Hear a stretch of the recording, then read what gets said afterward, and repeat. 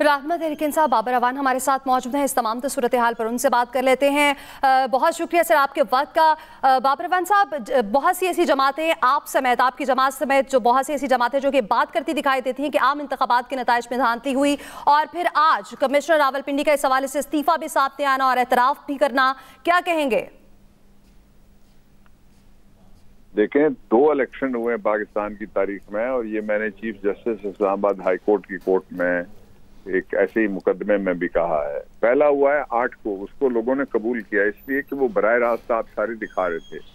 दूसरा जो 9 फरवरी का इलेक्शन है वो उसी तरह का था जिस तरह 8 मार्च 1970 के दिन बिल्कुल ठीक इलेक्शन हुआ और अगले रात को उस नताइज को तब्दील करना शुरू कर दिया गया। ये सारा जो कुछ हुआ है वो एक पैटर्न था। पहले दिन से ये कोशिश की जा रही थी कि लोगों की मर्जी और जो जिसको अल्टीमेट सॉवरन कहता है कॉन्स्टिट्यूशन के इक़्तिदार जिसके कदमों में होता है पाकिस्तान का आम आदमी, उसको बेजान करके, अलकान करके और इररेलेवेंट कर दिया जाए। लेकिन लोग निकले और उन्होंने अपना फैसला सुनाया।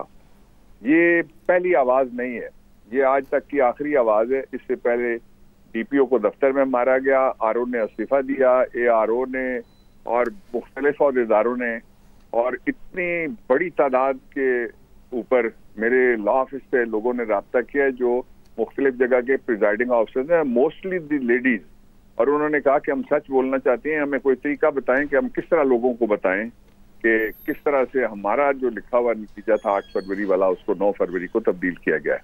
ये पाकिस्तान की इस वक्त दुनिया सारे में कालक मली जा रही है, हमारे साथ दाग लग गया हमारे जो इलेक्ट्रल डेमोक्रेसी थी उसके ऊपर, इसलिए कि चंद आदमियों ने ये सारा कुछ किया है। वो गिनती में ये बंदे 500 नहीं तो 1000 होंगे जिन्होंने करोड़ों लोगों के वोट को तब्दील किया। इसका एक पहलू है। दूसरा ये है कि जिसको उम्मीद पाकिस्तान कह के लाया गया था वो पार्टी भी इस वक्त इक़्तिदार लेने से कतरा रही है। तीसरा ये है कि बलूचिस्तान के अंदर कोई बड़ी शाहराह ऐसी नहीं है जिसके ऊपर एहतजाज ना हो रहा हो, और 2-3 जगह जो मेन आर्टरीज हैं वो सिंध के अंदर वो भी बंद है। बिल्कुल बाबर अवान साहब, कतल कलामी के लिए माजरत। आपने भी कहा कि एहतजाज का सिलसिला पूरे मुल्क में जारी है। ये फरमाएगा कि जो इल्ज़ामात आज लगाए गए हैं कमिश्नर रावलपिंडी की जानिब से, जो इंकशाफात उनकी जानिब से किए गए हैं, इलेक्शन कमीशन ने तो उनकी तरदीद कर दी, तो क्या आप देखते हैं इन इल्ज़ामात पे तहकीकात मुमकिन है इस तरह? देखें, इलेक्शन कमीशन पार्टी है इसलिए वो तरदीद करता जा रहा है। इलेक्शन कमीशन ने ये कहा है कि हमारे पास किसी जगह से 2 दिन पहले का उनका स्टेटमेंट है, किसी जगह से हमारे पास कोई धांधली की शिकायत नहीं आई।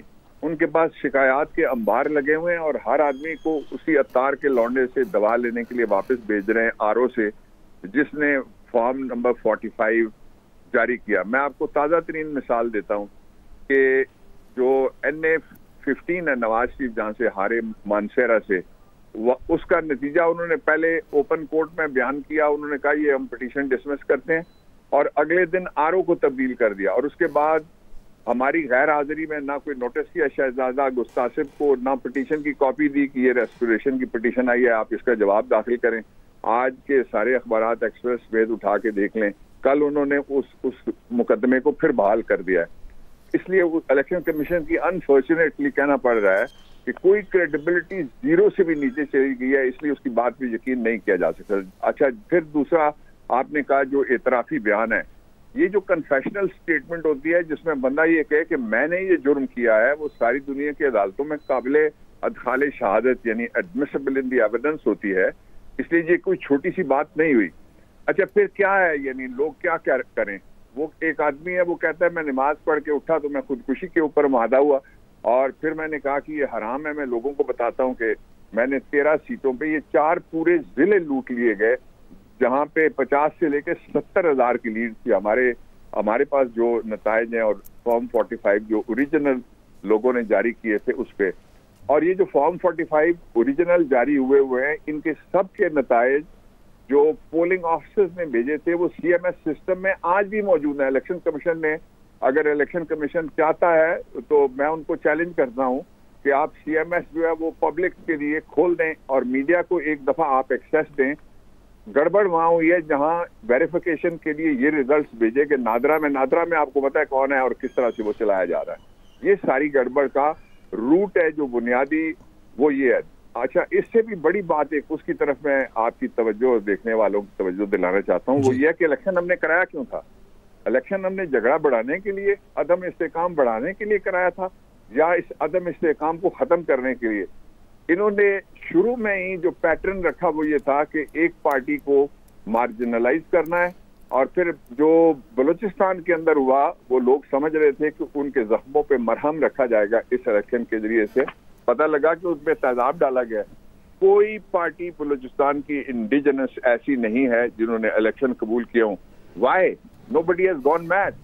कोई ये पागलपन का दौरा नहीं पड़ा क्या कुछ लोगों को, जो ये समझते हैं कि हम मुसल्लत करके और तकसीम करके पीस ऑफ केक की तरह से लोगों का मैंडेट देंगे और पब्लिक खामोश रहेगी और घर के अंदर बैठी रहेगी? ये एक बहुत गलत रास्ता चुना गया है, इसको फौरन अनडू करना चाहिए। 8 फरवरी के नतायज जो आपके दिखाए हुए हैं सुबह सही तकरीबन 6 बजे तक, उनको दोबारा ऐलान करना चाहिए। सही, बिल्कुल। बाबर रवान साहब हमारे साथ शरीक गुफ्तगू थे, बहुत शुक्रिया आपका मौक़िफ़ हमने जाना। आपके इस हवाले से क्या कहना था? कमिश्नर रावलपिंडी लियाकत अली चड्ढा का इंतखाबी बेज़ाब्तगियों पर मुस्ताफ़ी होने का ऐलान। हमने हारे हुए उम्मीदवारों को 50-50 हज़ार की लीड में तब्दील कर दिया। लियाकत अली चड्ढा कहते हैं कि मुझे रावलपिंडी कचहरी चौक में फांसी दे देनी चाहिए।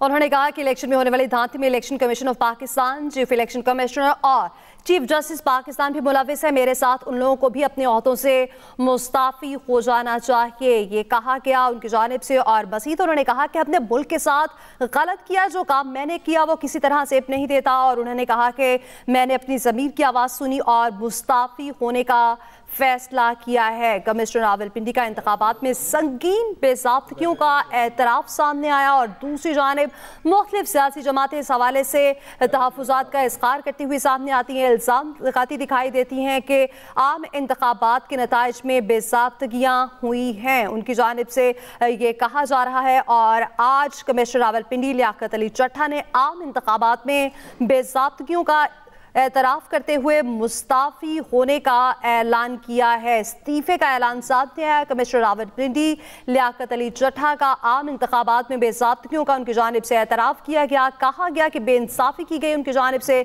और ये कहा गया कि कुछ हारे हुए कैंडिडेट्स थे जिनकी लीड को 50-50 या फिर 70-70 हज़ार की लीड में तब्दील किया गया। उनकी जानिब से बताया गया कि नाइंसाफ़ियाँ तो हुई हैं, पिंडी डिवीज़न के हवाले से एतराफ़ किया गया है। और उनकी जानिब से ये बताया गया कि हमने ये तमाम तर बेइंसाफियाँ की हैं, बेज़ाब्तियाँ सामने आई हैं। और दूसरी जानिब मुख्तलिफ सियासी जमातें जो कि इस हवाले से बात करती दिखाई देती हैं, एहतजाज करती दिखाई देती हैं। और कल GD का भी इस हवाले से एहतजाजी धरना हमने देखा, जिसमें पीर पगारा की जानिब से भी कहा गया और बताया गया कि 10 माह पहले ही तमाम तर बात हो चुकी थी, सीटें बिक चुकी थी। और आज हमने देखा कि तहरीक इंसाफ की जानिब से भी एहतजाज की कॉल दी गई और उनके कारकुनान की जानिब से एहतजाज किया गया।